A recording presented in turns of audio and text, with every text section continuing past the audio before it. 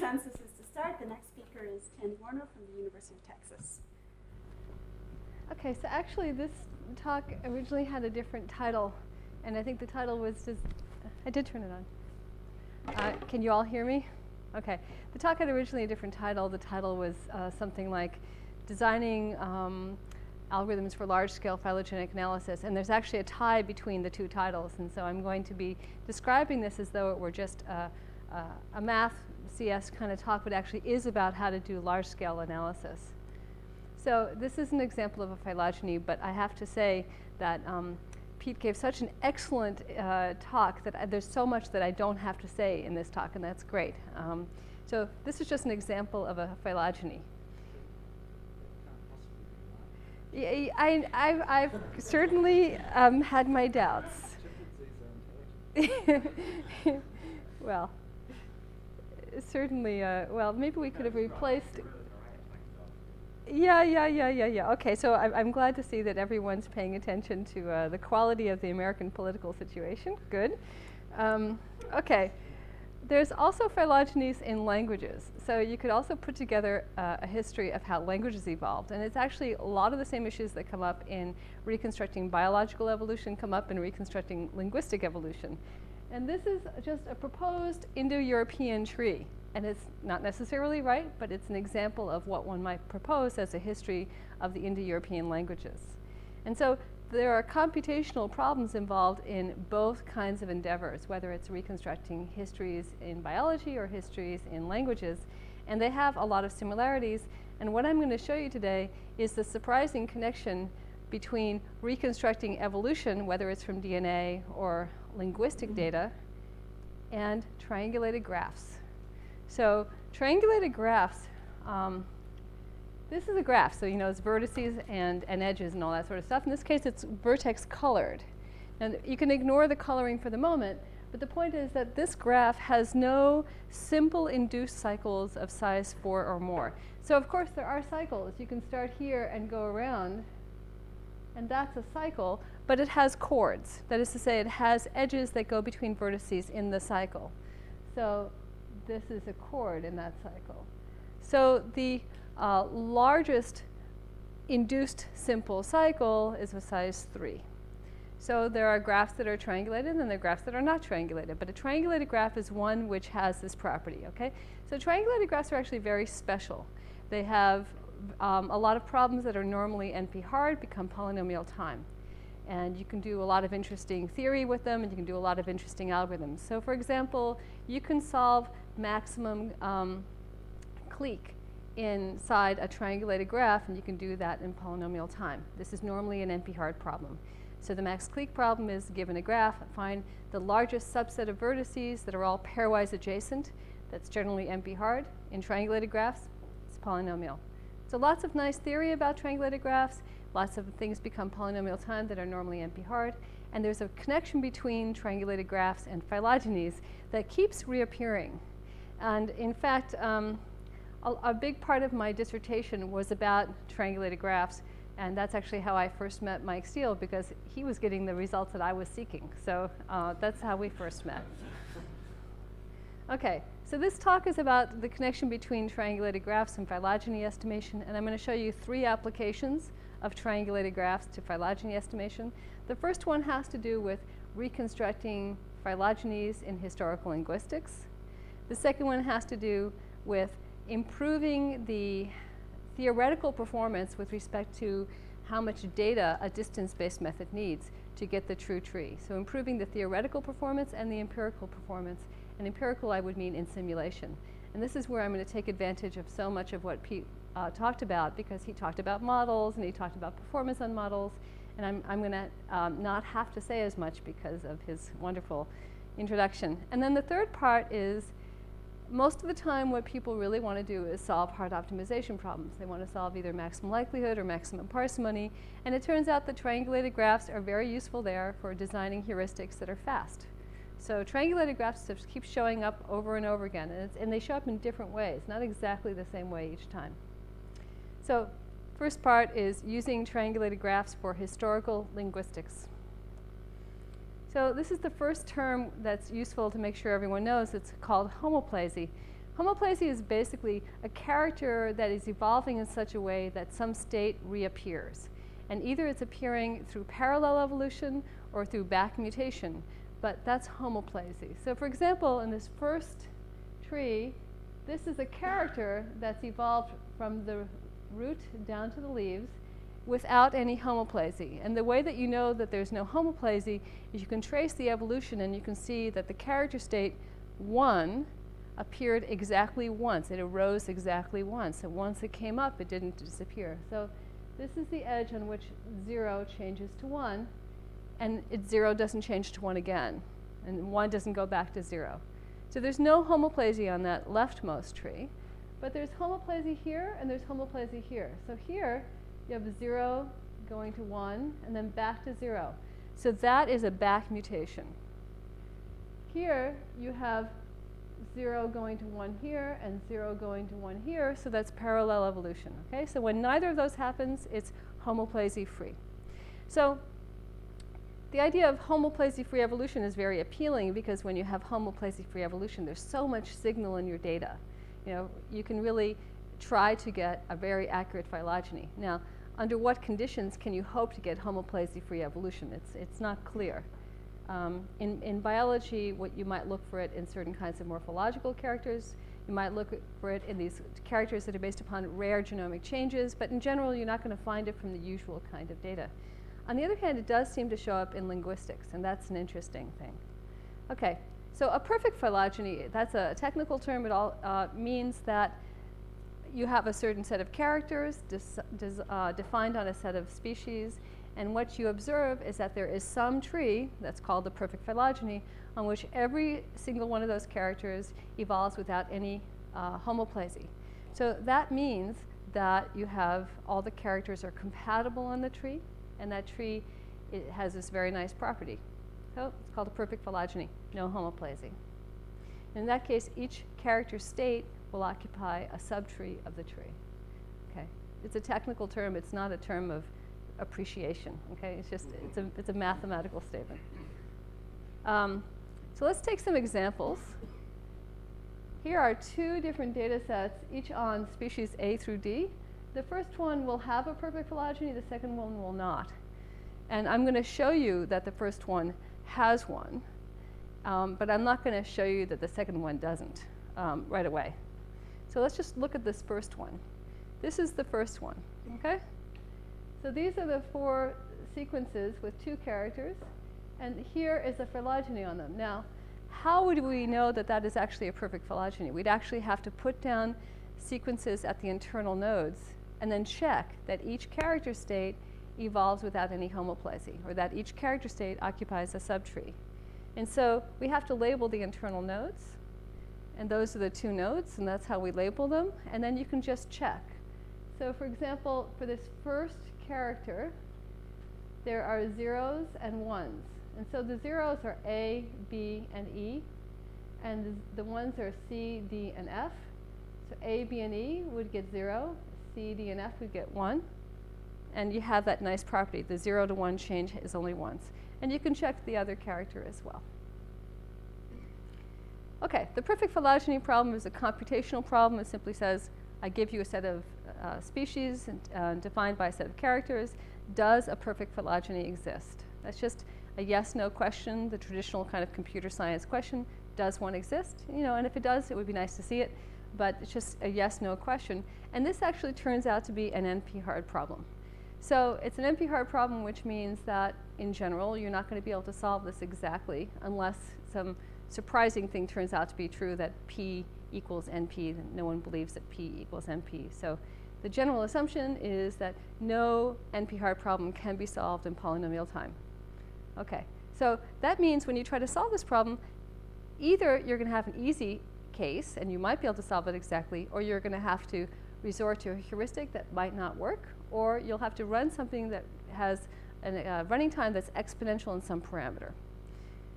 Okay, so what does perfect phylogeny have to do with triangulating colored graphs, or with triangulated graphs? Or let's go back to triangulating triangulated graphs. You remember what a triangulated graph is? It's a graph that has no simple cycles of size 4 or more. Now, there's a connection between triangulated graphs and trees. A triangulated graph is a graph which is the intersection graph of subtrees of a tree. And what that means is that you're going to write down a tree and write down a collection of subtrees. Doesn't have to be every subtree, just some collection of subtrees. And each of those subtrees is now going to represent a vertex. It's going to be represented by a vertex. And then you put an edge between two vertices if their subtrees share any vertices. That gives you an intersection graph. So what this is saying is that every triangulated graph has a realization like that, and every such intersection graph is triangulated. And in fact, there are some additional properties about this representation that you can exploit. But that's the basic thing, is that every triangulated graph actually is defined by the existence of a tree, so that its vertices are the subtrees of that tree. So that's part of the connection. Now, what about these colors that I've been putting up? So this is a colored graph, a vertex colored graph. It's triangulated, but it's also properly colored. Now, properly colored means that between every two vertices of the same color, there is no edge. So you can have vertices of the same color, but you can't have an edge between them. So this is okay. This is a blue-green connection. There's another blue-green connection. Here is a red-green connection. But there's no blue-blue edge. There's no red-red edge, etc. Okay? So this is a properly colored graph, and it's triangulated. I'm going to call that a C triangulated graph, where C is the coloring. Okay? Now, a triangulating colored graphs problem says, I give you a vertex colored graph, and I ask you, can you add edges to the graph to make it triangulated without adding edges between vertices of the same color? So in this case, you can, right? Does everyone see how you could add edges? You add all the red, all the edges that are connected to the red, you get that. So that's the triangulation, the C triangulation. That's a triangulation that means you added edges, but you keep the propriety of the coloring, and you make it triangulated. What about this one? Well, you can't, right? It's not triangulated because it has, in fact, a simple cycle of size 4. And if you wanted to add an edge, you'd either have to add that one or this one, and both are prohibited. So you cannot add edges to that to get it to be triangulated. Okay. So that's the triangulating colored graphs question. I give you a vertex colored graph, and I ask you, can you add edges to it to make it triangulated, but never add an edge between vertices of the same color? This is a very natural graph theory question. This turns out to be exactly the same as the perfect phylogeny problem. They're exactly polynomial time equivalent. So if you can solve one, you can solve the other. So the way it works, the way this proof works is it says you start off with your input to the perfect phylogeny problem, which is just this character matrix, right? It's species defined by characters. And you're going to define a graph from this matrix. And this graph is going to be vertex colored. And then you're going to say, can I add edges to this graph to make it triangulated? And if you can, then there's a perfect phylogeny. And not only that, but you can take the triangulated graph and produce the perfect phylogeny, and that would be a polynomial time construction. Now, if you cannot triangulate it, then there is, in fact, no perfect phylogeny. So this says, given an input to perfect phylogeny, I can make a graph problem, solve the graph problem, and go back and solve the original problem. Unfortunately, both problems are NP hard. So when you try to solve this problem, you're going to deal with some kind of computational complexity. Okay, so what I'm going to show you now is what this character state intersection graph looks like.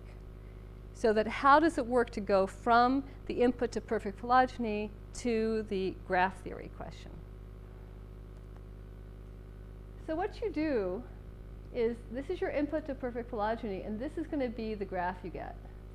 So how does it work? Well, we're going to color the characters different colors. So the first column is one character, the second column is another character, and this character has two states, so it's going to get two different vertices, the 0 vertex and the 1 vertex, right? So there's a green 0 state and there's a green 1 state. And then the red character also has two different states, a 0 state and a 1 state. Now, what are these edges? This species A has 0 green and 0 red, so that corresponds to this edge. That is to say that those two character states have a non-empty intersection, right? Both of them contain A. Now, what about here? This 0, 1, so you're going to have 0, 1. This is representing the species B. C looks like 1, 0, and D looks like 1, 1. Now, what would have happened if you had had 3 characters? So now instead of just green and red, I might have a blue character.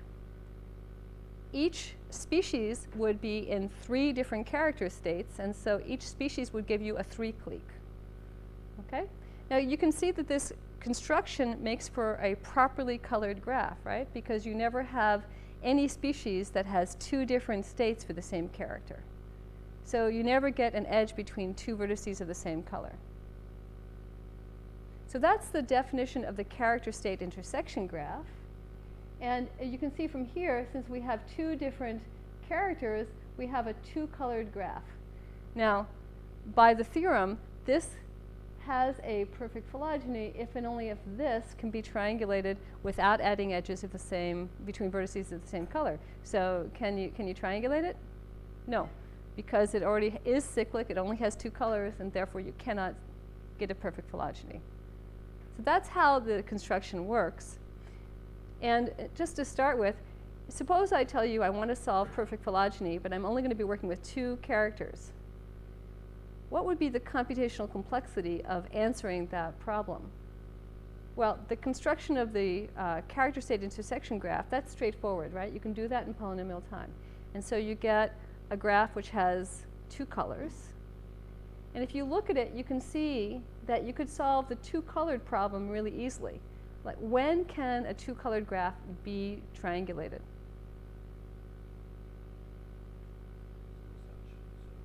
When there's no cycles.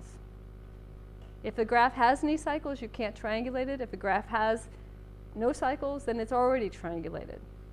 So you can answer 2-character perfect phylogeny really quickly in polynomial time. Here's another example.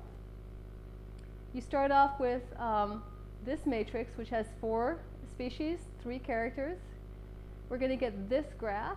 It's a little bit more complicated, but you can see that you have 3 characters, and so you're going to get these 3 cliques. In fact, each one of these 3 cliques defines one of these species. Now, this graph is not triangulated, right?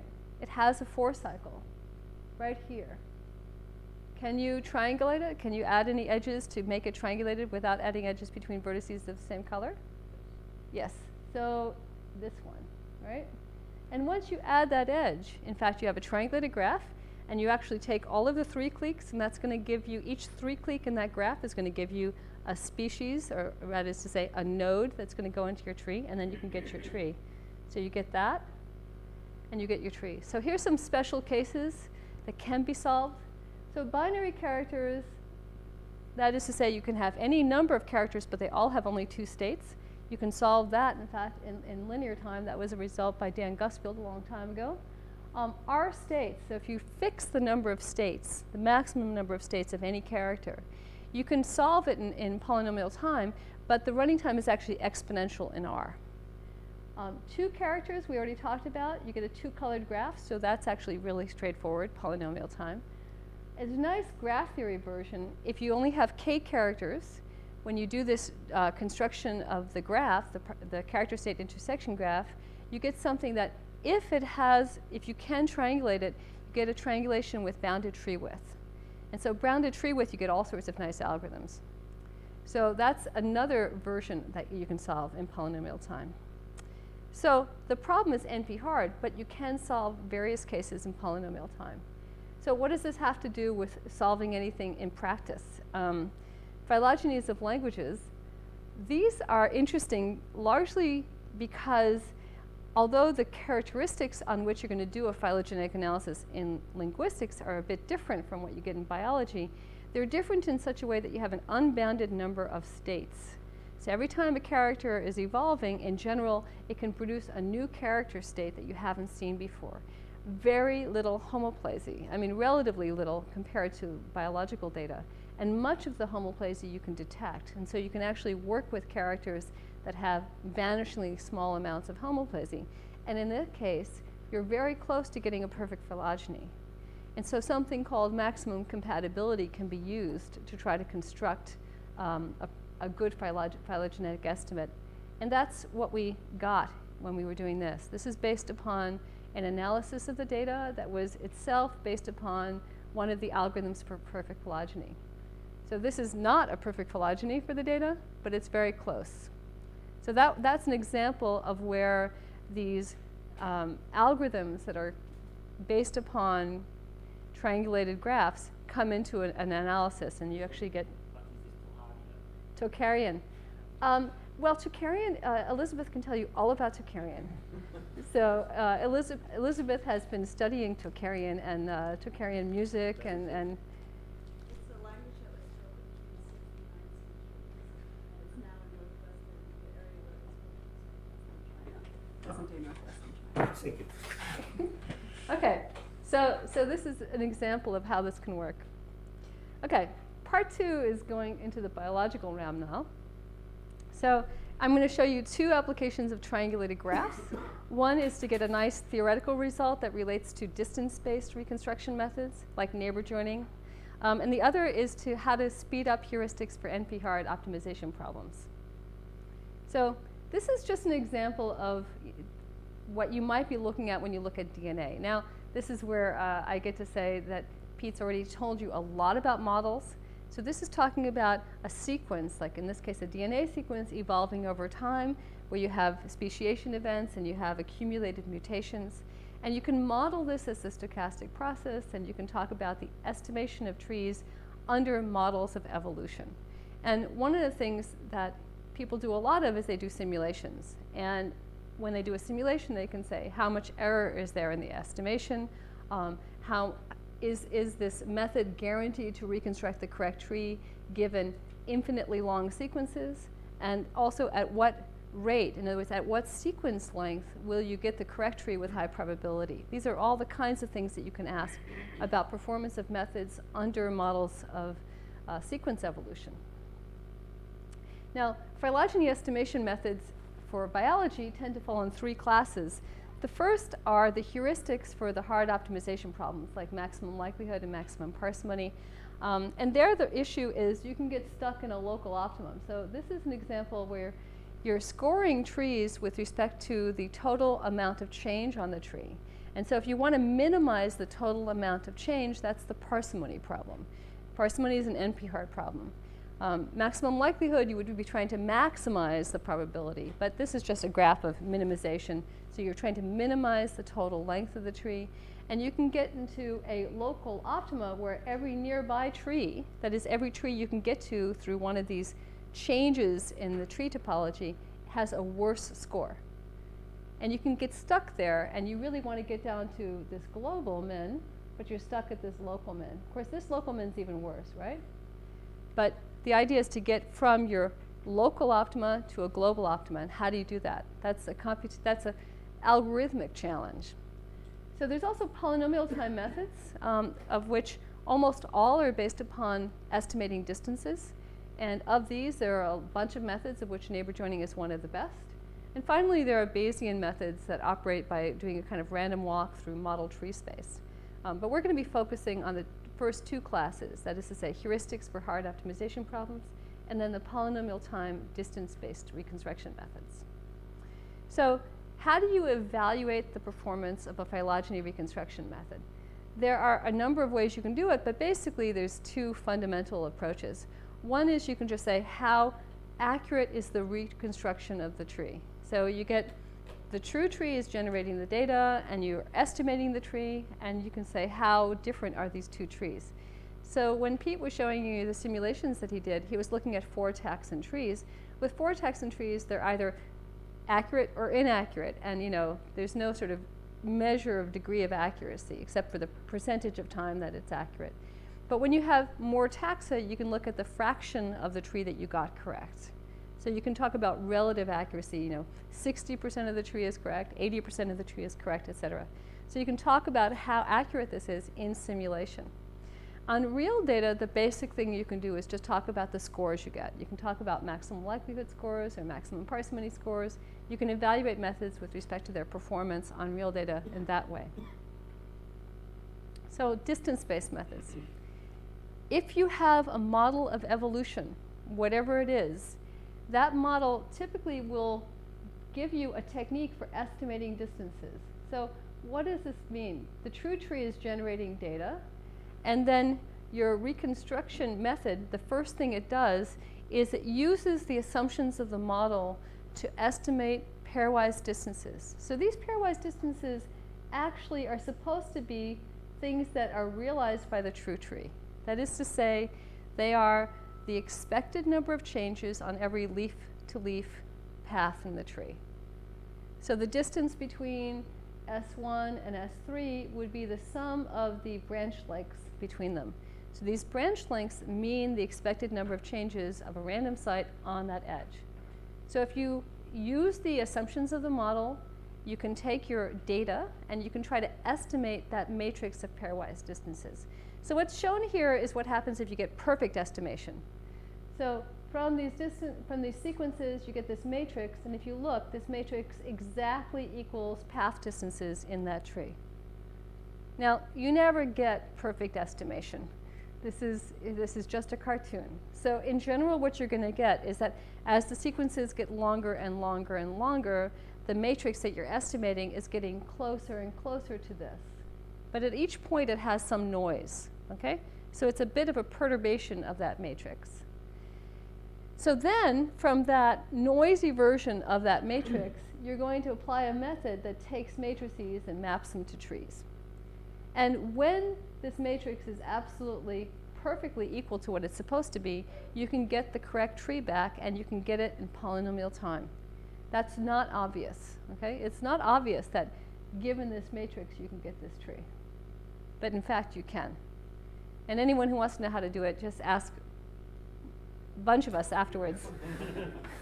Mike can tell you, Peter can tell you. I mean, a lot of us can tell you about how to do this. Okay, so that's how distance-based methods work. The first thing they do is they estimate distances. The second thing they do is they map that estimation of distances to a tree. And you can quantify the accuracy or the error according to the percentage of the edges in the reconstructed tree that you got wrong, or the percentage of the edges in the true tree that you missed. So those are two types of error rates. And when both trees are binary, you'll have the same percentage for each.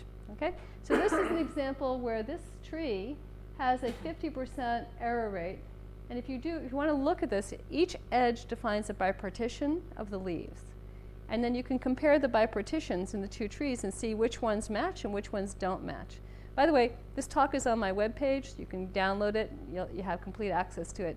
It's at the bottom of the list of PowerPoint presentations, so it's there. So this edge splits S1 and S2 from S3, 4, 5, and so does that edge. So we haven't marked that edge as wrong because it's not wrong.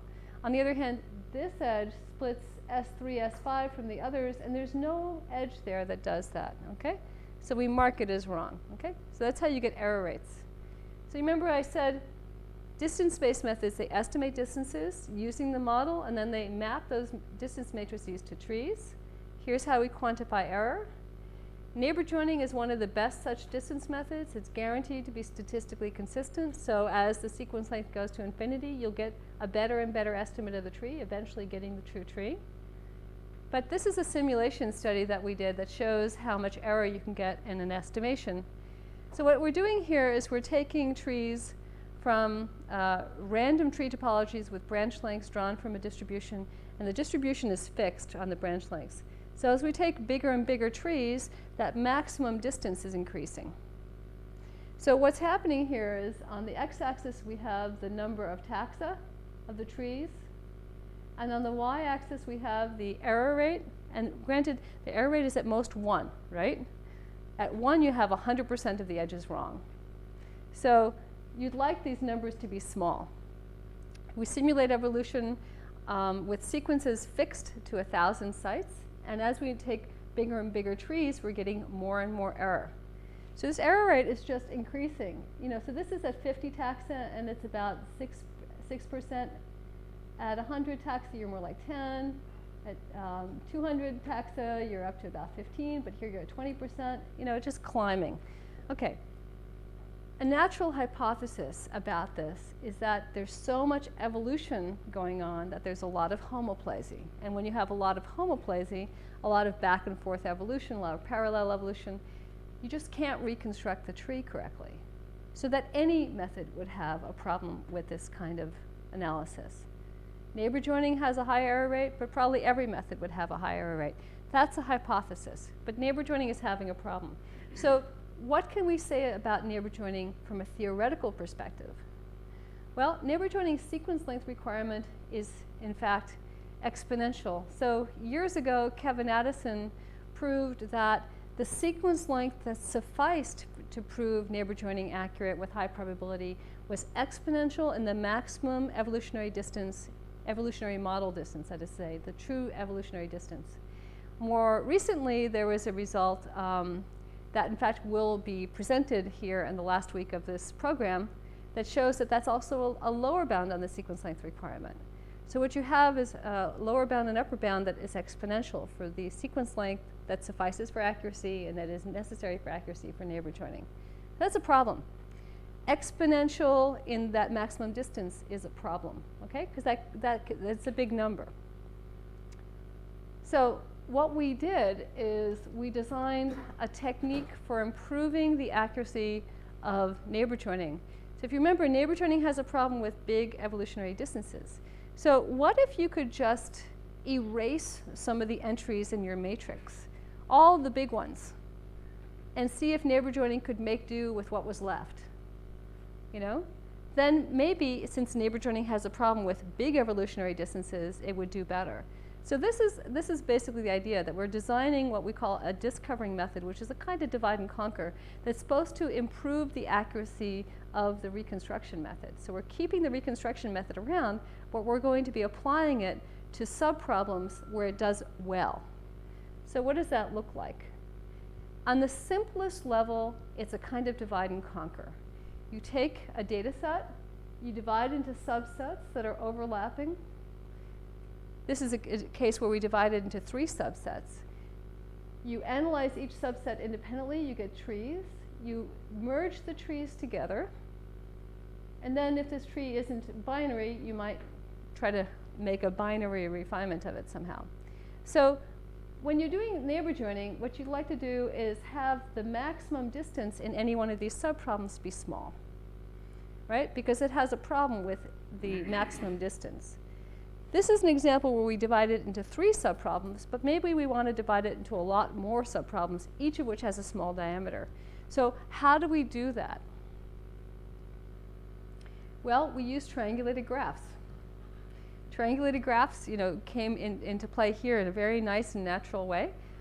We're going to construct a graph, a triangulated graph, who the vertices correspond to the input taxa. We put the length of each edge is going to be the distance between the taxa. And we're going to make this triangulated graph so that the largest edge has a very small weight. So the largest length of any edge is small. That graph, because it's triangulated, we can do things like compute maximal cliques. We can do all sorts of stuff. The maximal cliques in this graph are going to be the problems that we're going to be analyzing. So that gives us a decomposition of the taxa into overlapping sets. We're going to analyze each of those subsets using neighbor joining, get a tree on those subsets, and then merge them together. The particular way that we get the graph is this. We start off with our distance matrix, right? That's D. And we pick the maximum distance that we're willing to consider. So this distance is something that we're going to be varying. It could be a small number, it could be a big number. If the number is very small, this graph may have no edges. If the number is very big, the graph may be a complete clique. Okay, so you take your distance matrix, the vertices are going to be the taxa, and now you're going to put an edge between 2 vertices if and only if their distance is less than that threshold Q. What's nice is that if this distance matrix is sufficiently close to the model tree matrix, that is the additive matrix for the true model distances, then that graph is guaranteed to be triangulated. So that's the connection for this example to triangulated graphs. This threshold graph is triangulated. Because it's triangulated, you can get all the maximal cliques. And it turns out that the graph sort of looks like taking the true tree and passing a disk along the true tree, and every time you pass it around, you pick up all the taxa that fall inside the disk. That's what it looks like. It's not how you construct it, but that's what it looks like. So if the graph isn't triangulated, you add edges to make it triangulated. So that's the idea of one of these decompositions. But you might notice that it depends upon this value q. What is q supposed to be? If q is very small, the graph won't even be connected. If q is very big, it'll be too big. What do you pick q as? So what we did is we did this for every possible q. And that gives you one tree for each q. And then you take from that collection of trees, you pick the tree that optimizes a statistical calculation. And that statistical calculation is guaranteed to have a nice property that from polynomial length sequences, if the true tree is in the set, you'll pick that tree as your best tree. So this whole technique gives you this. A theoretical guarantee that you would get the true tree from polynomial length sequences instead of exponential, and empirical performance that's just much better. So this is neighbor joining on the full data set, you remember? And this is what you get by running it only on the subproblems. So that's very nice. Nice to get that nice flat error rate. Now eventually this error rate will increase, but it's actually pretty flat in its initial portion. Okay. But onto what actually matters more, which is coming up with methods that actually optimize maximum likelihood or maximum parsimony or other optimization problems that are really hard to solve. And this is the main focus of the work lately. And so I'm just going to make sure you all know what maximum parsimony is. So as I said, maximum parsimony is the problem of finding the tree which has the smallest total number of changes. So you can define this, in fact, as the Hamming distance Steiner tree problem. So what that means is you have a set of sequences, and you want to find a tree with sequences at all the nodes, and the sequences in the input go at the leaves, and the other sequences can go at the internal nodes, so that when you sum up on every edge the Hamming distance between the sequences on that edge, you get a minimum total cost. Okay? That's parsimony. On a fixed tree, you can solve it in linear time, but finding the best tree is an NP-hard problem. And if you tried to solve it through an exhaustive search, you'd quickly have a problem. So this is just an example of what you get for each number of leaves, the total number of unrooted binary trees on that number of leaves.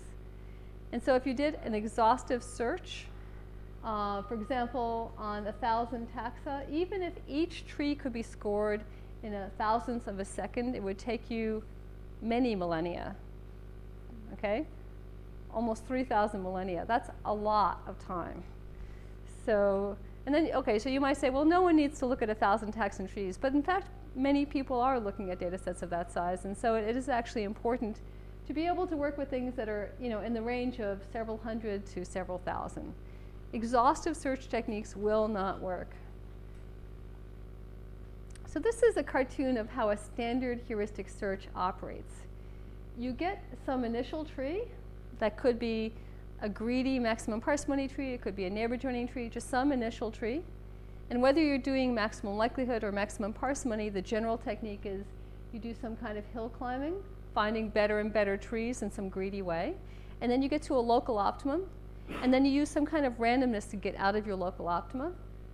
That randomization technique can vary, the hill climbing technique can vary, but you use that randomness to get out, and then you do more hill climbing, and then you do randomness to get out of the local optima, you do more hill climbing, and you just keep cycling, okay? And if you do this well, then you'll get to good solutions, and you won't get stuck in local optima. But as you can see, these techniques will just keep going, and they only really stop when you stop them. Some methods do have techniques for sort of coming to the conclusion that there's no point in keeping looking, but a lot of techniques will just keep going, okay? So if you want to improve these techniques, these are actually the best techniques, this is how they operate, you have to come up either with different ways of doing the hill climbing or different ways of doing the randomization. These are the things that tend to give us the best results. So we did a pretty careful study of the different parsimony heuristics years ago and discovered that TNT by Golubov was actually the best of the bunch. But even on some very large data sets, at that point, that version of TNT would just take perhaps months to get to really good solutions. So this is a data set analysis on almost 14,000 sequences, and we're looking at the parsimony score as it drops over time. So this quote-unquote optimal, it's not really optimal. What it is the best score that we had found using any analysis for any amount of time. So we're comparing the scores of the found trees to that best tree, and we're looking at how that score is dropping, okay?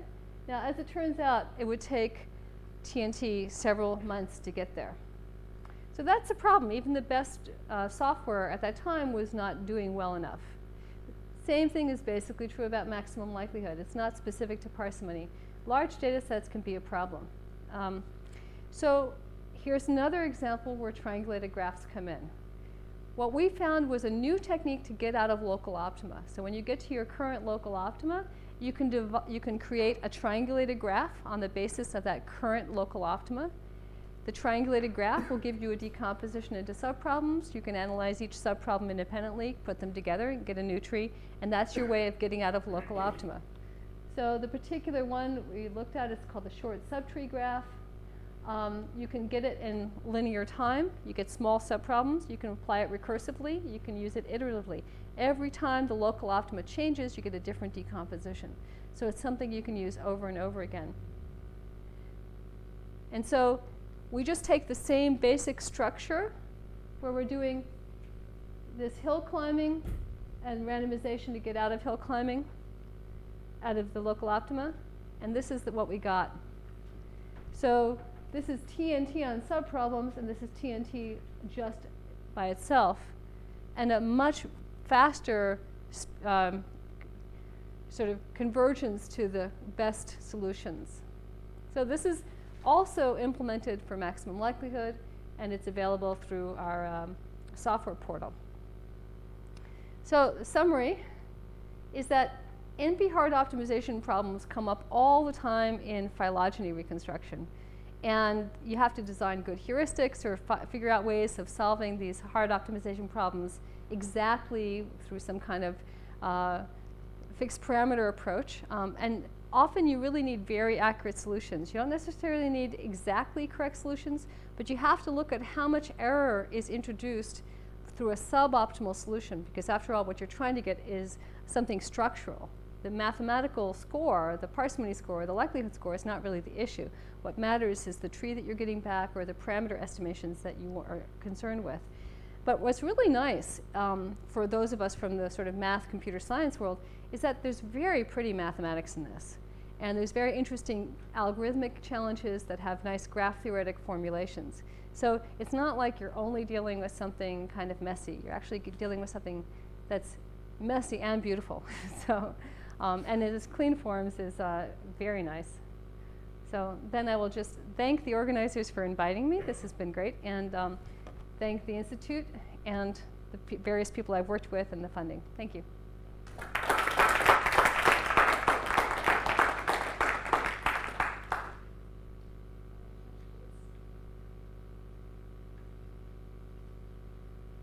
So does it always improve on the current heuristics?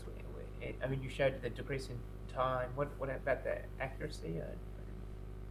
Accuracy in terms of topological accuracy? Yeah. Do you have a sense of that? Yeah. So that would require doing simulations, Yeah. right? Yeah. And we have not been studying the performance of these improved heuristics for parsimony and likelihood with respect to topological accuracy.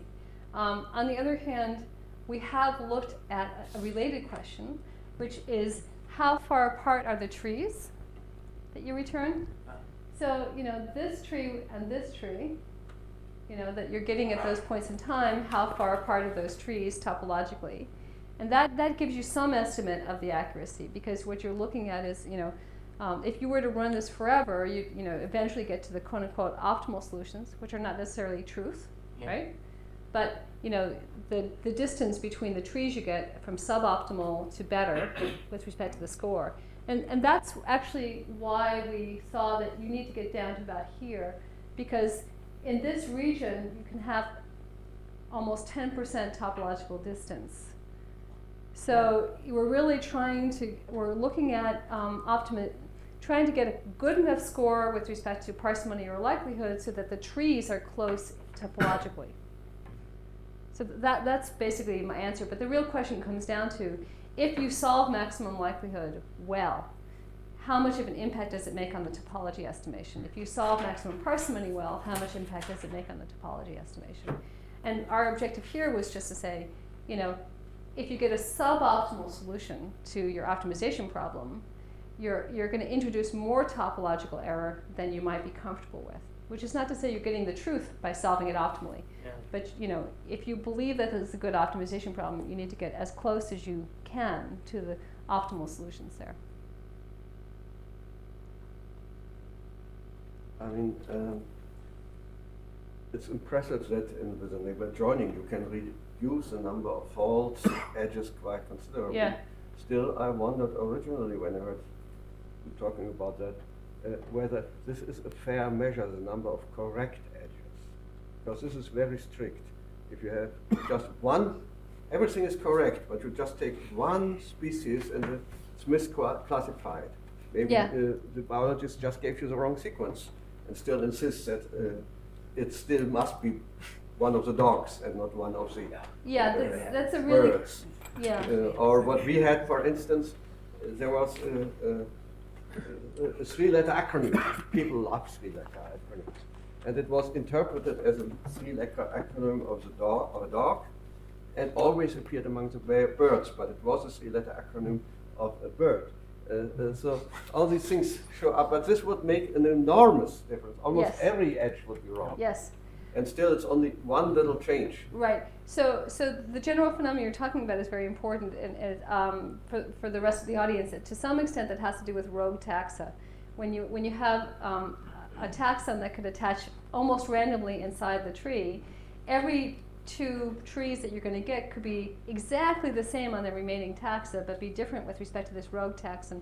And then this particular metric, which is looking at the bipartitions that they agree on, it could be very high error, 50% error. And you're right, when you have conditions where you have those rogue taxa, these metrics are really inappropriate. But partly what this simulation is showing is that for this way of doing it, you're not suffering from the rogue taxon problem, because if you had a rogue taxon, you wouldn't actually be able to reconstruct this kind of story. The rogue taxon would throw everything off. All the analyses would be problematic. So, but you're right. I mean, the standard metric for topological accuracy, Robinson-Fools, which is this is an example of, it's appropriate when the models don't have those issues. But when the models have those issues, then some kind of subtree analysis is a better analysis to do. Any other questions? All right, let's thank Tandy you. again.